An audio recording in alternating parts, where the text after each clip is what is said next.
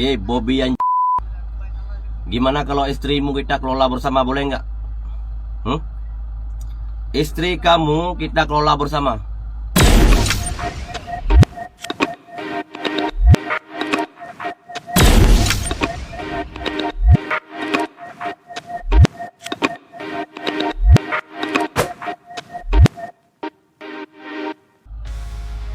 Bobby yang gimana kalau istrimu kita kelola bersama, boleh nggak?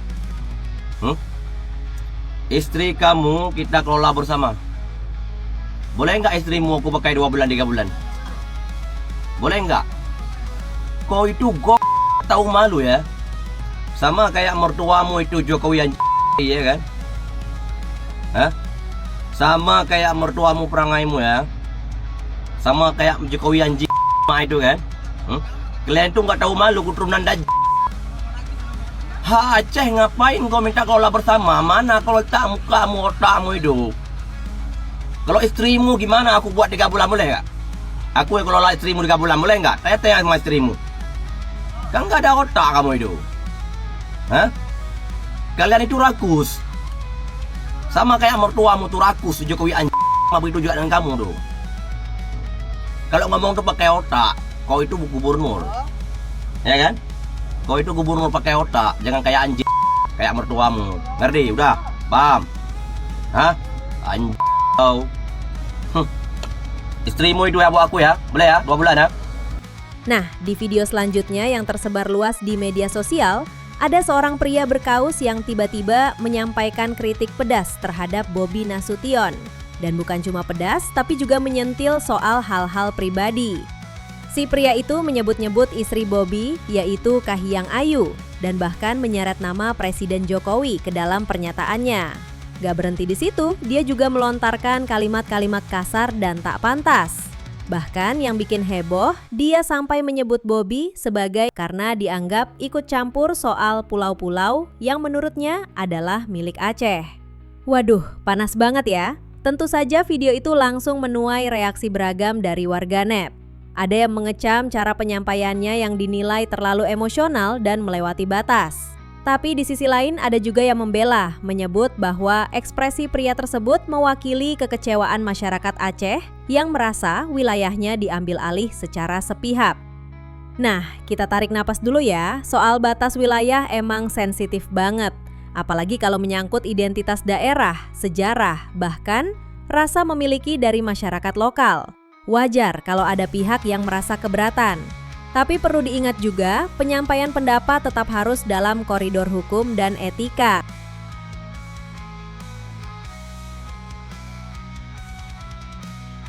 Jadi, pada hari Jumat, tanggal 13 Juni 2025 kemarin, puluhan relawan dari 2 kelompok, Pelayan Rakyat Bobby Surya, Parhobas, dan relawan milenial Bobby Nasution, resmi mendatangi Mapolda Sumut. Mereka melaporkan akun media sosial bernama @trips313 atas dugaan pencemaran nama baik dan penghinaan terhadap Bobby Nasution serta keluarganya. Waduh.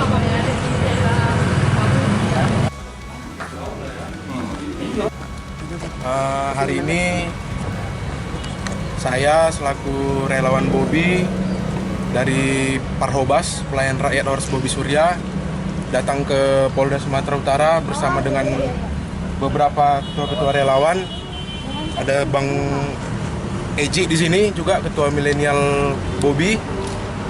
Kita ingin melaporkan adanya dugaan pencemaran nama baik dan penghinaan terhadap Dewan Pembina kami, Bapak Bobby Apip Nasution, dalam muatan konten @trax313_. Ketua Pelayan Rakyat Alexius Peturnip langsung memimpin pelaporan itu. Katanya mereka merasa sangat tersinggung dengan konten yang diunggah akun tersebut.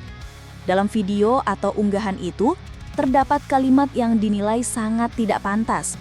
Salah satunya yang menyebut, "Boleh aku pakai istrimu 3 bulan?" Bagi kami ini jelas-jelas pelecehan verbal, bahkan bisa dikategorikan sebagai cyberbullying, ujar Alexius dengan tegas di depan kantor Polda. Ia juga menegaskan bahwa laporan ini bukan sekadar bentuk pembelaan, tapi juga sebagai peringatan agar kebebasan berpendapat tidak kebablasan.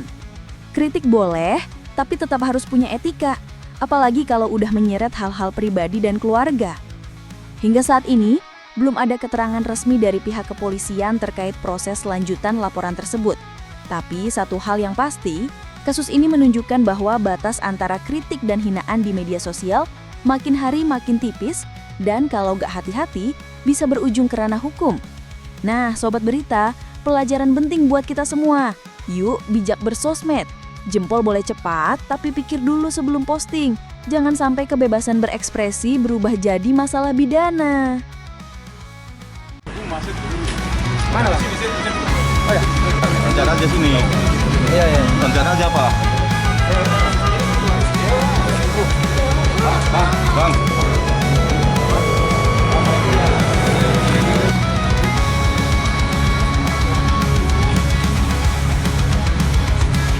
Ini John. Lawan aja.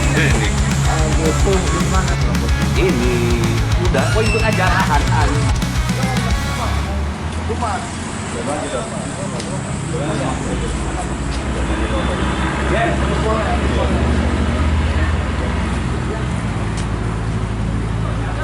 Ini aja Bang. Itu. Salah ini pakai apa? Sertifikat.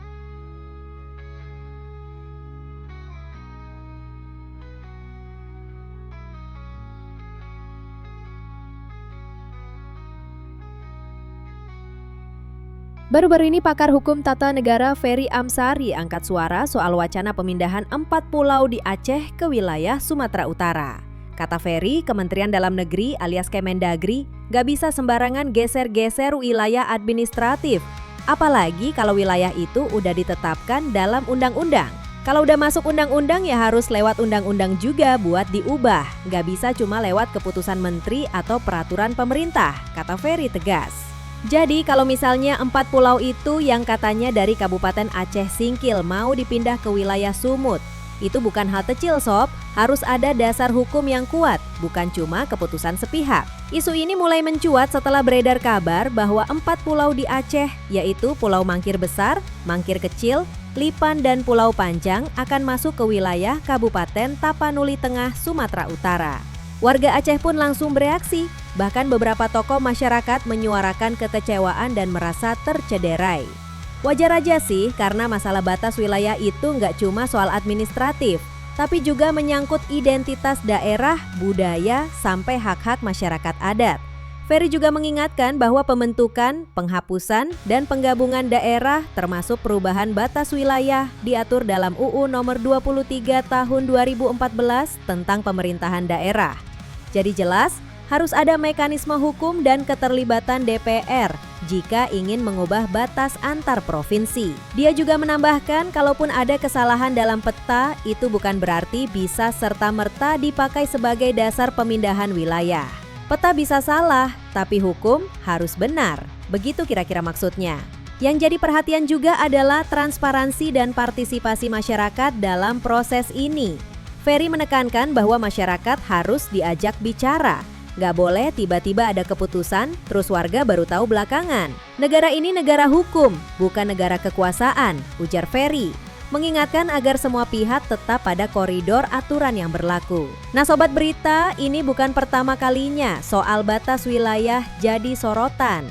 Di beberapa daerah lain juga pernah terjadi hal serupa. Dan biasanya ujung-ujungnya harus dibawa ke Mahkamah Konstitusi atau jalur hukum lainnya untuk menyelesaikan dengan adil. Sampai sekarang belum ada penjelasan resmi dari Kemendagri soal langkah konkret yang akan diambil. Tapi yang jelas, polemik ini udah jadi perhatian publik, apalagi buat masyarakat Aceh dan Sumatera Utara yang langsung terdampak. Jadi pelajaran penting dari isu ini adalah jangan anggap remeh soal batas wilayah. Karena ini bukan cuma soal peta atau koordinat GPS, tapi juga menyangkut hak, budaya, dan kedaulatan rakyat di daerah.